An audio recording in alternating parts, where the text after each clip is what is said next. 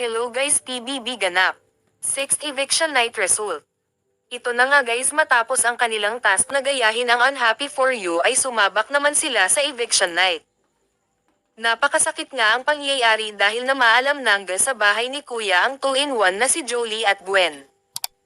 Napakasakit man para kay Jolie dahil una pa man ayaw niya na talaga na maging 2-in-1 sila ni Gwen. Pero nangyari na nga, masakit din naman para kay Gwen dahil isa din siya sa pinakamalakas pagdating sa mga task. At pangalawa nga sa listahan ay si Sofia.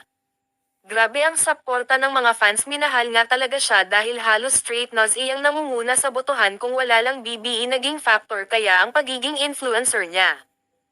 O di kaya dahil isa siya sa nagpapasaya sa bahay ni Kuya. Kahit madaming isyo ang mangyari sa bahay dahil sa mga pinanggagawa ni Colette ay isa din siya sa pinakamalakas pagdating sa botohan. Grabe siya ang namuna sa botohan. Shoutout sa mga Bisaya na sumusuporta kay Colette dahil hindi talaga siya pababayaan. Pati na din sa mga OFW. Isa sa pinakamalakas si Colette dahil sa mga OFW na sumusuporta sa kanya. Ano masasabi nyo sa results guys? Masaya ba kayo sa naging resulta? E-comment sa baba, huwag kalimutang mag-subscribe para lagi kayong updated.